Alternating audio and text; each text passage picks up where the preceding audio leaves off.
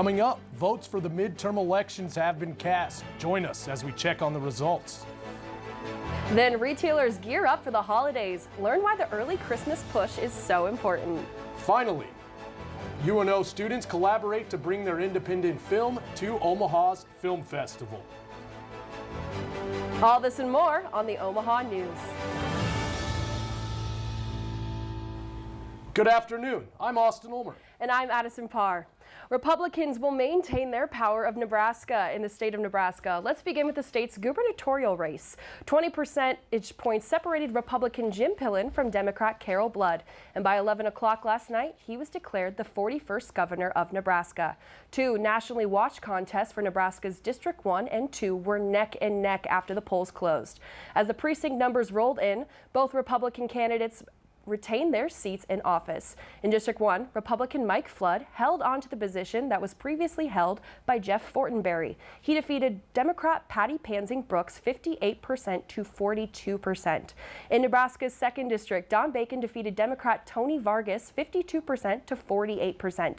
He'll begin his 4th term in January. Across the nation, Republicans fell short of the predicted red wave, and Democrats are expected to retain control of the United States Senate. In Pennsylvania, Democrat John Fetterman narrowly beat Republican Mehmet Oz, flipping the Omaha Senate seat currently held by a Republican. This is one of the races that will determine the majority in the chamber. However, other races are still too close to call. In the Georgia race, Democrat incumbent Raphael Warnock holds a razor-thin lead against opponent Republican Herschel Walker. It's confirmed this afternoon that the two will battle again in a runoff December 6th. In Wisconsin, the Associated Press called the seat late this morning for incumbent Republican Ron Johnson. He won by just over a point against Democrat Mandela Barnes. In the country's Southwest, both Nevada and Arizona wait for mail ballots to be counted. Experts there say the results will likely be unknown for several days. Now for the House. As we said earlier, Nebraska will send Republicans to D.C., but other states remain unclear. While the House leans to a Republican takeover by a slim 28-seat margin, key battleground states have yet to declare clear winners in their districts. As for the nation's governors, Democrats claim control of Wisconsin, Michigan, and Pennsylvania, while Republicans hold Texas, Florida, and Georgia. Nebraska campaigns and political committees shattered previous records after raising more than $51 million for state and local political races. Reporter Devin Holcomb finds out if the money spent was worth it for Nebraska residents. The debates are over and the votes tallied. The Nebraska District 2 votes have spoken. I followed the two candidates on their campaign trail. Both shared a similar message. It's all about the voters. No, this has been great. This has been amazing. I think the thing I'm most excited about, it's been a year and a half of running this campaign, and we are talking to everybody. We literally talked to hundreds of thousands of voters, and that's what it's going to take. We want to increase civic health. We want to make sure voters understand that they have an opportunity to send somebody to Congress. I worked my hardest for them, and I'm grateful for the honor to be able to represent them and to work hard for them. My goal is to be as candid and transparent as I can be during a campaign to fulfill my promises. And that's been my principle since 2016. And I've been grateful to be reelected. But I just say thank you. Thank you for the vote. Thank you for their support. Veterans, civic health, and budgeting were talking points with the two and their constituents. UNO School of Communication professor Dr. Barbara Pickering studies the results of past elections to help predict trends in future voting. If you look at the research on youth voters, for example, a lot of young people, college students in particular, will say we don't vote because politicians don't listen to us or my single vote doesn't matter. And what I want to highlight is there are lots and lots of races where those single votes can make a difference. Maybe not in a presidential election or Congress, but they certainly matter when it comes to voting for your state legislature or county attorney or city council or school board. I think it will be important for people to unite once the election results are in, accept them, and then if the candidate you voted for does not win, then the next step is for you to be sure to stay in touch with that representative to let him know what it is that you believe so that he knows what the citizens of Nebraska want their representative to do. Now that Bacon has been reelected, here are a few of his goals for his 4th term. My immediate goals for the community itself is I've been focused on getting the airport, all the modification money, modernization money. We have a $600 million plan for Eppley Airfield, and a lot of that money is going to come from the infrastructure bill that I voted on. I was one of 13 Republicans who voted for it, and I helped write the bill. And so Eppley Airfield modernization is a big one. We have a $2.5 billion plan for UNMC to make it the research hub for America for pandemics, 10,000 researchers, so a lot of jobs with that. And because I did vote on the infrastructure bill, we're gonna get about $3 billion in roads and bridge money, rural broadband money. So I wanna keep tabs on that, make sure that we're investing in the right things that make a difference in this community.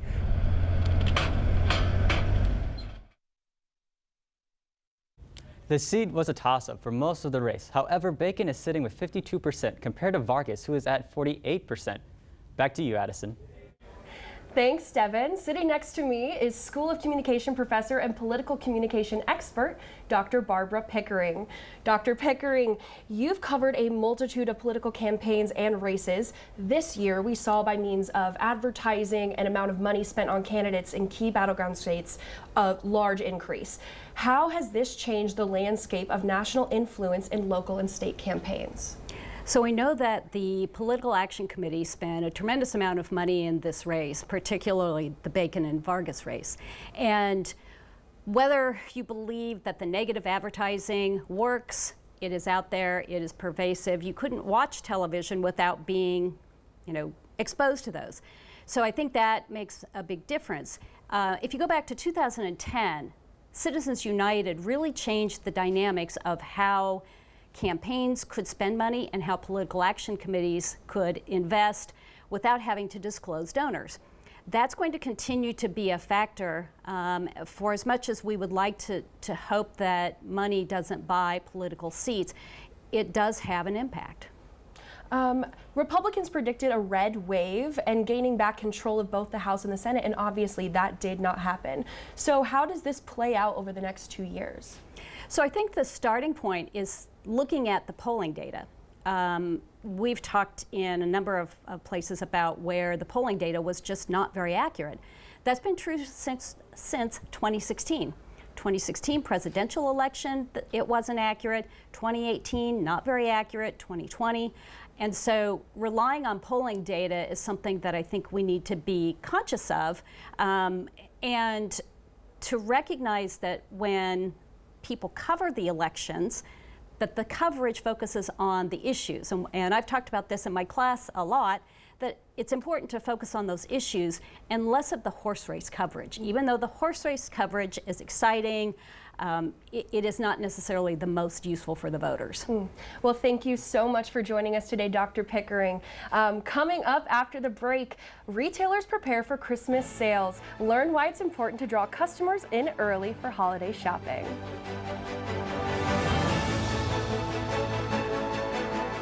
Coming up in 5, 4, 3, 2, 1. Faded grass to a full.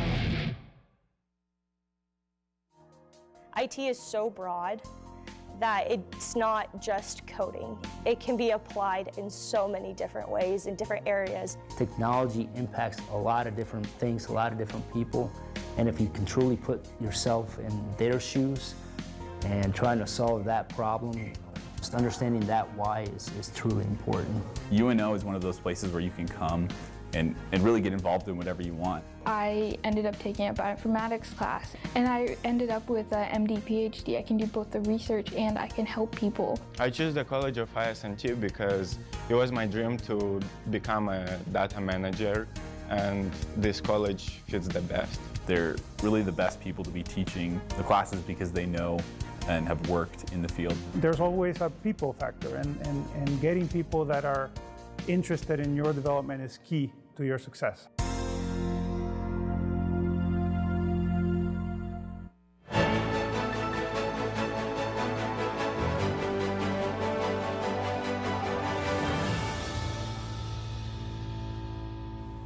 According to the latest study, in 2021, 43% of consumers said they were most likely to begin their holiday shopping before October ends. Reporter Zachary Hill gives us a look at what this means for local business.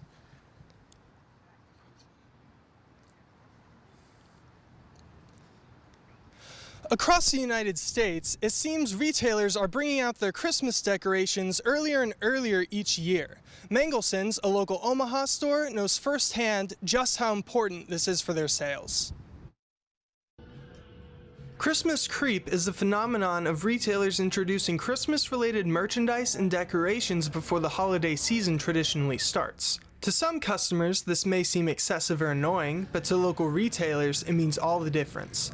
For some merchants, like Mangelson's, holiday shopping can account for up to 30% of their yearly sales. But then as soon as Halloween's over, November 1st hits, everything's got to get turned around, and we put everything, all the Christmas comes out. This year, with shoppers still returning to in-person browsing after the pandemic, local stores like Mangelson's are hoping to continue to compete with the online sales of the big box retailers. It lacks the ability for somebody to come in and actually touch and feel. And that's something that we have here. And you can't get that when you're sitting in front of your computer clicking on a mouse. Although issues like product shortage and inflation continue to plague the supply chain, with prices averaging a 25% increase in the US in the last year, that doesn't stop folks from getting into the spirit early. Studies even show that decorating for Christmas releases certain levels of dopamine. Christmas lover Tammy Allen already has her gifts wrapped and ready to go for the holiday season. And you get to experience it for longer if you decorate earlier.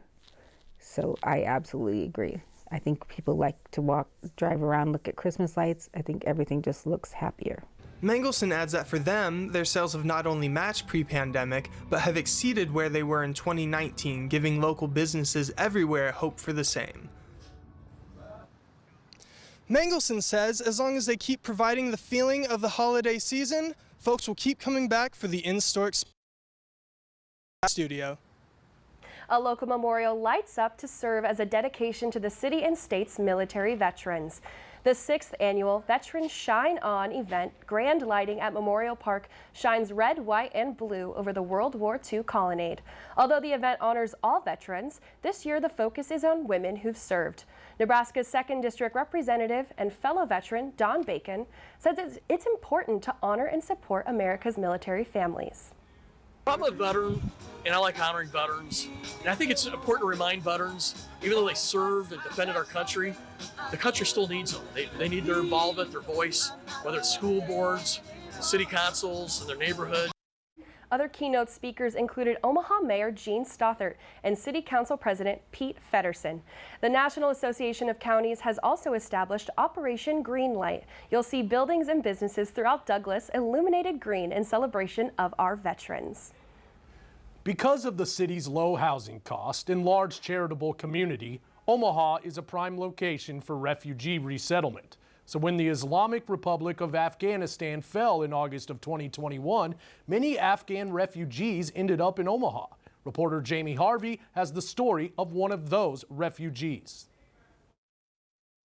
When Afghanistan fell to the Taliban, Mushtaba Karimi knew he had to escape. He was a notable official in the president's office and a target. Karimi made his way through the chaos in the crowd at the Kabul International Airport with his political passport, shouting, I'm a diplomat, I need help, and that person take my hands and to help me. Like many other Afghan refugees, he landed here at Epley Airfield. Before his trip, he was given a map like this, which shows his journey from temporary housing in a military base in El Paso, Texas, through Atlanta, Georgia, to his new home in Omaha, Nebraska. Before I worked with the president, lead young generation in Afghanistan. But in the first when I came here, I start Walmart and unloading track. That's hard.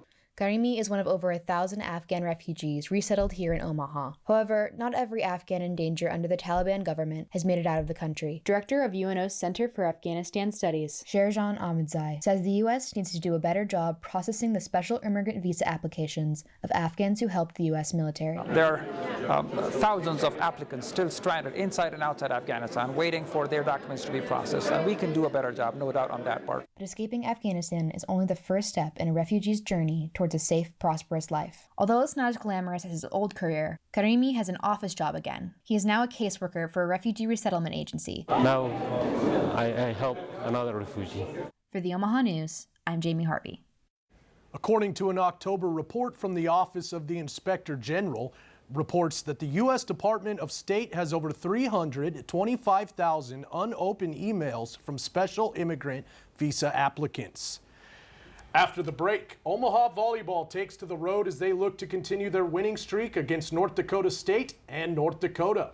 Coming up, the Omaha women's soccer team scores a bid to the NCAA tournament as they begin their quest to the Women's College Cup.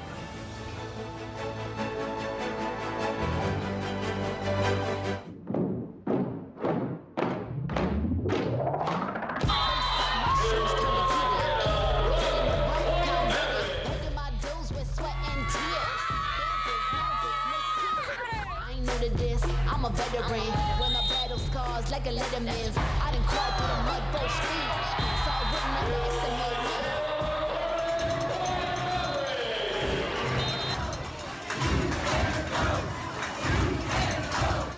The University of Nebraska at Omaha's bookstore is home to more than books. The UNO bookstore accommodates all students' needs with phone and laptop repairs at the iFix UNO station or free residence hall delivery. The bookstore, located in the Milevale Student Center, is full of Maverick merchandise. Find sweatshirts for chilly Nebraska days or cozy UNO mugs for every coffee fix. Shop anytime at unobookstore.com.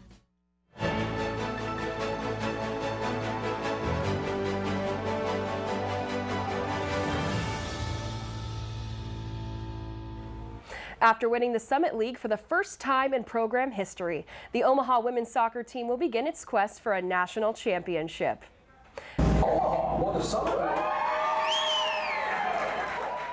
The women's soccer team will play #1 seed Notre Dame Fighting Irish in the first round of the tournament. Though the task may be monumental, Coach Tim Walters says the message to his team is to soak in the moment. I think we're right where we're supposed to be. I think the team worked really hard over the last month, and I don't think anybody else, deserves this opportunity more than us. Is the big message to the team. They've worked hard for this chance and what they've overcome injury-wise, and we'll kind of be a banged-up group heading to South Bend, but we've earned this opportunity. I'm really proud of the group for doing that.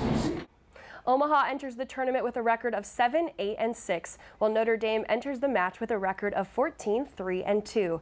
Kickoff is scheduled for this Saturday at 1 p.m. on ESPN Plus and on mavradio.fm. Volleyball in Nebraska is alive and well, and there is one team in the state who's starting to gain some attention.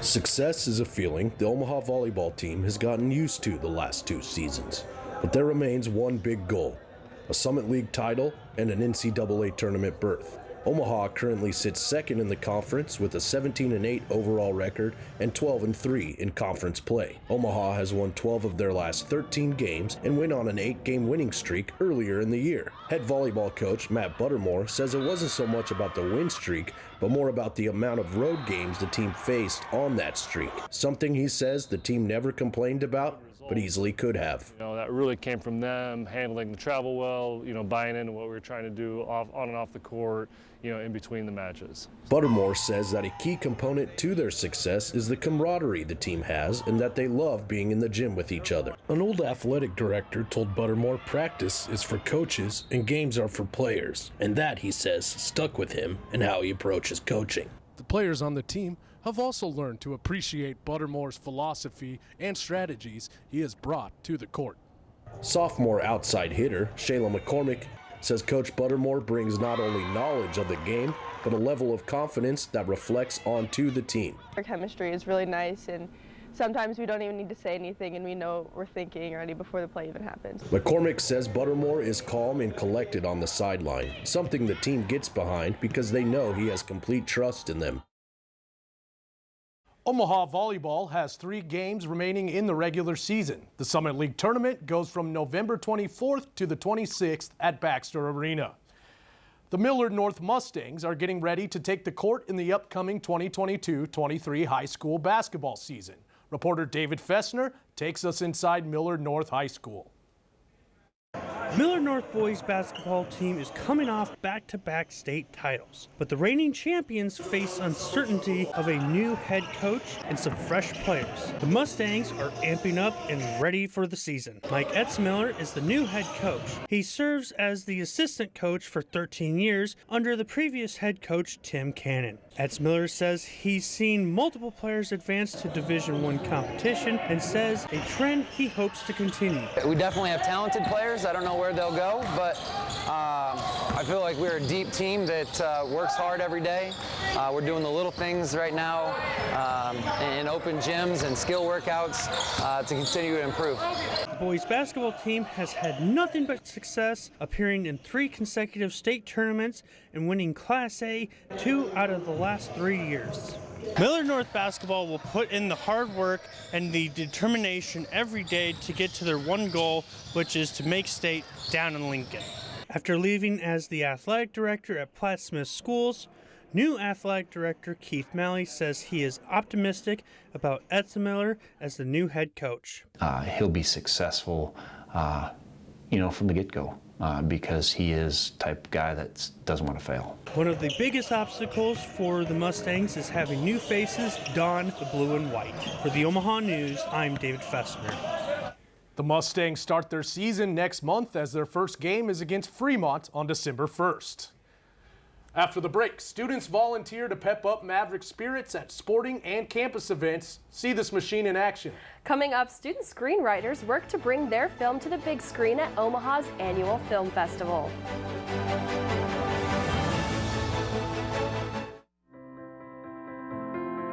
The media landscape is vastly different from the past. Conglomeration and consolidation have changed the skill sets required to succeed.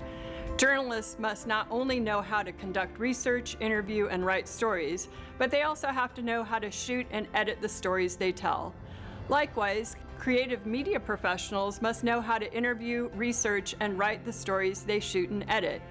In the School of Communication, we require students to gain experience and proficiencies employers are seeking.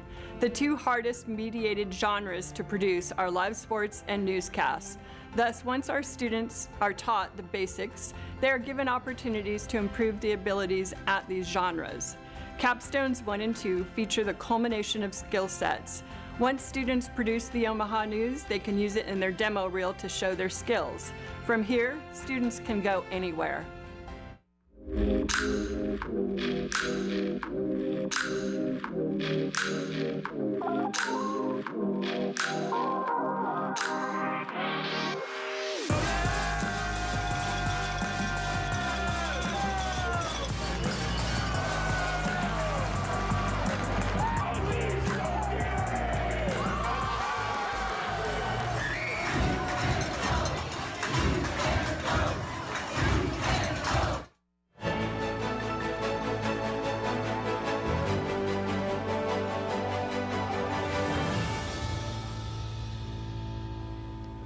The filmmaking scene in Omaha is on the rise as students take on the production role. Reporter Michael Dart explores the process student filmmakers navigate. Ben Watts, a student filmmaker, is currently working on a feature-length horror flick, The Plague. The film utilizes both professional stunt coordinators and students starting out in the industry. A challenge by filmmakers is the lack of camera equipment, actors, and other resources. Often, this acts as a barrier for people just starting out. Director Ben Watts says, however, that students have a unique advantage within the field. $1,000 cameras, another $1,000 lights, so it's very useful for getting all this stuff for free and then returning it. It's a free of charge rent. It's really nice and it's a great resource of a good budget. Professional film equipment ranges between $200 and $4,000 for basic cameras and lights. Directors often just use their phones to offset the high cost for a very high-quality project. Stunts and makeup are a large part of Ben's upcoming film. Kaylin Sakura says the makeup was a welcome challenge. Sean, who plays our killer, took a crowbar and hit her over the face with it, and I got to do like this the scarring and the effects when it came to making that all gory. So that was really fun. Ben expects to premiere his film at the Omaha Film Festival. The festival established itself in 2005 and has since paved the road for aspiring independent filmmakers to showcase their work in front of a massive audience. For the Omaha News, I'm Michael Dart.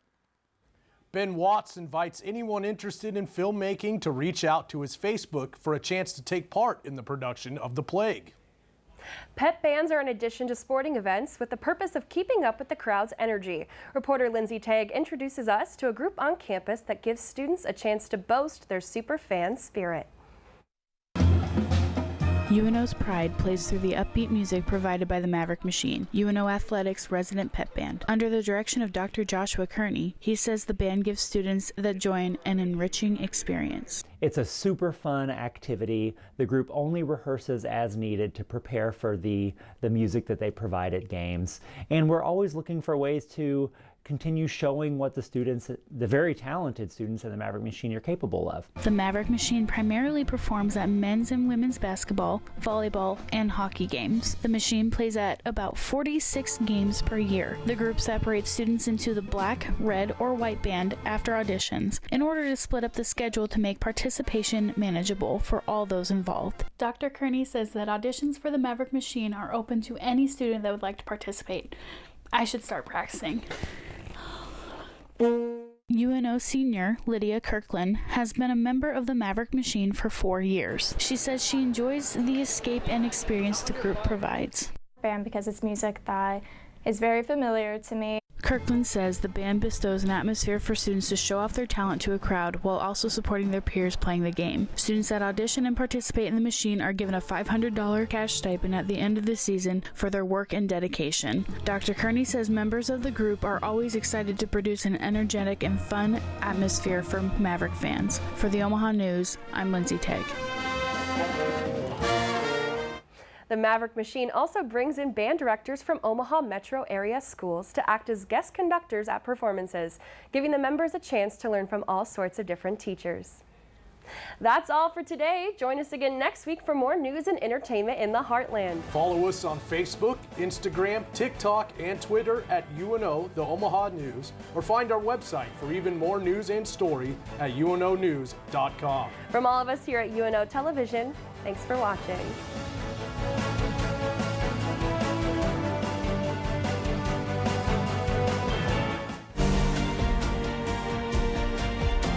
Welcome to the Omaha News. We are Omaha. The complex was condemned by the city in January for numerous safety reasons. We are truth tellers and award winners. They process and recycle approximately 100,000 tons of material. We are a community of strength and a team of big dreams. We are the Omaha News, where the people are the story. It is the longest-running Omaha-based statewide television program on the air today. Hi everyone, I'm Kathy Wyatt, producer and host of Consider This. Now in our 25th season, we wish to acknowledge those who have made this educational journey possible. Our guests, underwriters, student crews, the Knowledge Network, the University of Nebraska at Omaha, and of course, viewers just like you. Thank you for watching. Nearly 3,000 student athletes competing in 19 varsity sports from 9 institutions. Compete for nationally ranked teams to become academic All-Americans and NCAA champions. Nearly 100,000 students and more than 800,000 alumni celebrate their schools as they rise to reach the summit. The Summit League, where tomorrow's leaders reach the summit today. There's a unique educational experience right here in Omaha. With access to top-rated programs, in-demand degrees, and a worldwide community of graduates, UNO prepares students for life, wherever it may lead. From Omaha to Italy to Uganda to Japan, Mavericks are working in communities around the globe. So where will a degree from UNO take you? UNO, access to exceptional, access to the world. Learn more at unomaha.edu.